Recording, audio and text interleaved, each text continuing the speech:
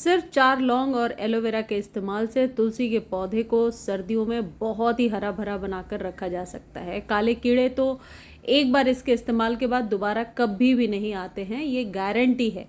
100% guarantee से मैं कह रही हूँ। यदि ये ट्रीटमेंट आपने कर लिया तो आपके तुलसी के पौधे पर यदि किसी भी प्रकार के कीड़े का अटैक हो रहा है या पत्तियाँ छेद सी हो रही हैं, कटी फटी हो रही है या इस तरीके से काले कीड़े लग रहे हैं, तो आप इसके इस्तेमाल से अपने तुलसी जी के पौधे को पूरी सर्दी स्वस्थ बनाकर रख सकते हैं।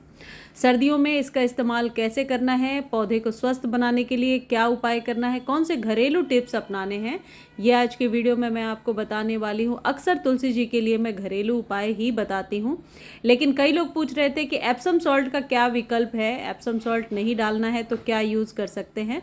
तो आज के वीडियो में मैं आप लोगों के क्वेश्चंस के आंसर दे दूंगी कि यदि एप्सम सॉल्ट का इस्तेमाल आप नहीं करना चाहते हैं तुलसी जी में, तो इस घरेलू उपाय का इस्तेमाल कीजिए। एक स्प्रे बनाइए, बहुत आसानी से इस स्प्रे को बनाकर आप अपने तुलसी जी पर दे सकते हैं। और गमले में क्या चीज़ देना है, क्या चीज़ देने से आपके तुलसी के पौधे की जो जड़ें हैं वो एकदम तंदुरुस्त हो जाएंगी, जड़ें फैलेंगी ज़्यादा और पौधा एक से ज़्यादा कई सारे ब्रांचेस निकालेगा।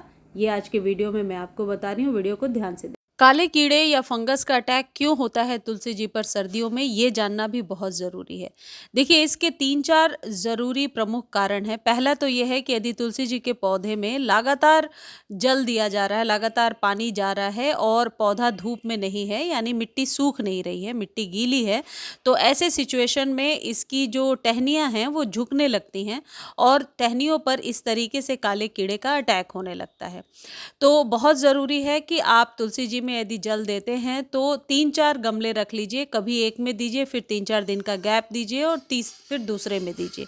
यदि लगातार एक ही गमले में पानी देते जाएंगे तो ये काले कीड़े का अटैक ज़रूर होगा।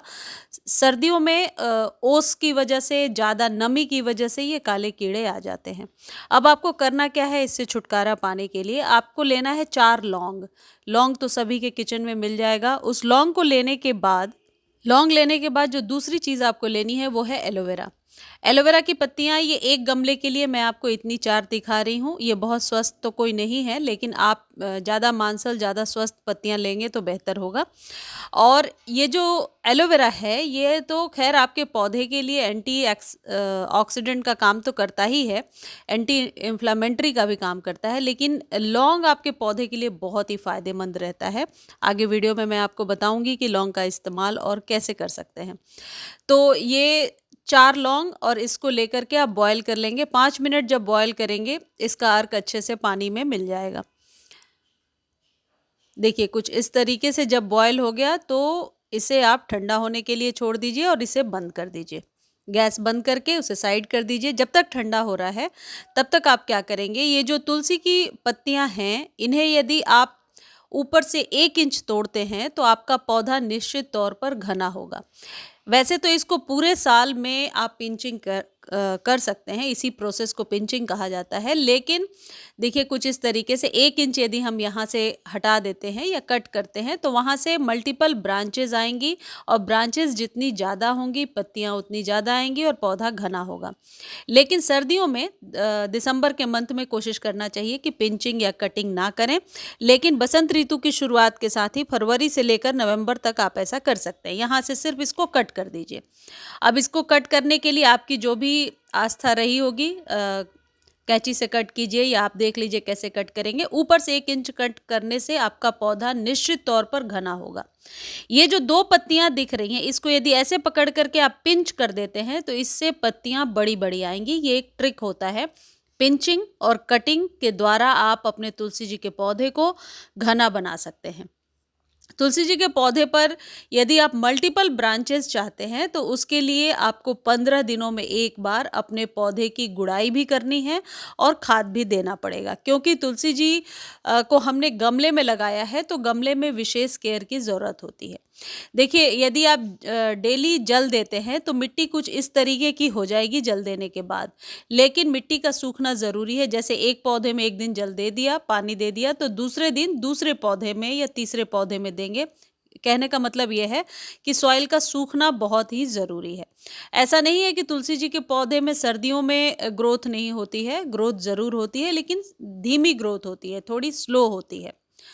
अब यहाँ पर एक बात और मैं करना चाहूँगी, यदि नए पौध को आप लगाना चाहते हैं या फिर बीजों से ग्रो करना चाहते हैं या कटिंग ग्रो करना चाहते हैं, तो इसके लिए आपको फरवरी तक रुक जाना चाहिए। फरवरी के मंथ में आप अपने तुलसी जी पर नए नए ग्रोथ ले सकते हैं और नए पौध में जब आप लगाएंगे तो उसका सक्सेस रेट जो है ग्रोथ का बहुत ज़्यादा रहेगा। अब तक ये पानी ठंडा हो चुका है। अब आप आधा लीटर पानी लीजिए और उसमें आधे चम्मच हल्दी डाल दीजिए। देखिए, हल्दी तो एंटीसेप्टिक का काम करता ही है, लेकिन ये जो लौंग है इसमें यूजेनॉल नाम का एक आप कह सकते हैं एक महत्वपूर्ण फैक्टर होता है, महत्वपूर्ण एलिमेंट पाया जाता है जो इसके विशिष्ट सुगंध और स्वाद के लिए होता है। तो इसकी जो स्मेल है ये आपके पौधे पर चींटियों को भी रोकती है, काले कीड़े का अटैक भी कम होता है, फंगस का अटैक भी कम होता है और विटामिन और कैल्शियम से भरपूर है ये। तो जब हम तुलसी जी पर इसका स्प्रे करते हैं तो रिजल्ट हमेशा बेहतर मिलेगा। आपने देखा होगा घरों में जहाँ पर चीनी वगैरह में यदि चींटियाँ लग जाए तो लौंग उस डब्बे में रखने से चींटियाँ अपने आप भाग जाती थी। तो ये जो लौंग है ये बहुत ही पुराना नुस्खा है और इसका इस्तेमाल बहुत टाइम से होता आया है। स्प्रे करने के पहले आप गमले में इस तरीके से नीम खली एक एक चम्मच ज़रूर मिला लीजिए। नीम खली के इस्तेमाल से एक तो जड़ें बहुत ज़्यादा फैलेंगी, पत्तियों पर चमक आएगी और ये नेचुरल चीज़ है। अब नीम खली का एक सब्स्टिट्यूट बता देती हूँ। यदि नीम खली नहीं है आपके पास तो आप नीम के पत्तों को पीसकर पाउडर बना करके दे सकते हैं एक एक चम्मच। इसको आप महीने में एक बार यानी 15 से 20 दिनों में एक बार आप रिपीट कर लीजिए। मंथ में 30 दिन का एक सर्कल बना लीजिए, 20 से 30 दिनों का, और रिपीट कर लीजिए। और ये जो स्प्रे है ये 2-3 दिनों 4 दिनों पर अकॉर्डिंगली यूज़ कर सकते हैं। मान लीजिए आपने एक बार स्प्रे किया और आपको रिजल्ट अच्छा नहीं मिला, उसी स्प्रे बॉटल को रख दीजिए, 3 दिनों के बाद फिर से यूज़ कर लीजिए। लेकिन तब तक यूज़ कीजिए जब तक कि काले कीड़े भाग नहीं जाते हैं।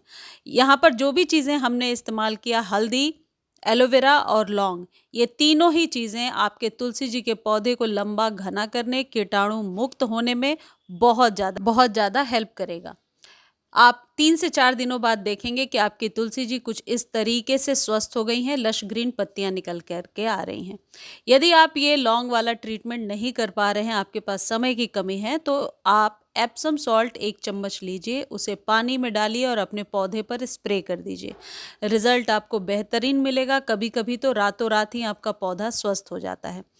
तुलसी जी के पौधे को रीपॉट करने का ये सही टाइम नहीं है। रीपॉट करना हो तो आपको फरवरी तक वेट करना पड़ेगा। यदि आपके यहाँ सर्दियाँ कम हैं, आप किसी ऐसे जगह पे रहते हैं जहाँ सर्दी नहीं है, तो आप रीपॉट कर सकते हैं, लेकिन सर्दियों में रीपॉट ना करें। पानी का विशेष ध्यान रखें, इसे धूप में रखें और हमेशा तुलसी जी के लिए 8 से 10 इंच का पॉट लीजिए। हालांकि प्लास्टिक और मिट्टी दोनों ही गमले में अच्छे से चल जाती हैं, लेकिन गमले यदि मिट्टी के हैं तो हमेशा एक्सपीरियंस आपको बेहतरीन करने को मिलेगा। तुलसी जी के पौधे को लंबा घना बनाने के लिए कटिंग और पिंचिंग, जैसा मैंने बताया, बहुत ही ज़रूरी है। यदि लौंग का एक और तरीका मैं आपको बताऊं तो सीधा 3-4 लौंग यदि आप सॉइल में दबा देते हैं तो आप देखेंगे कि उसके स्मेल से चींटियां नहीं आ रही हैं। चींटियां यदि आपके गमले पर नहीं आएंगी तो बहुत सारे फंगस वगैरह आपके गमले में नहीं लगेंगे। मुझे उम्मीद है ये वीडियो आपको बहुत अच्छी लगी होगी। वीडियो अच्छी लगती है तो चैनल को लाइक, शेयर और सब्सक्राइब ज़रूर करें। धन्यवाद।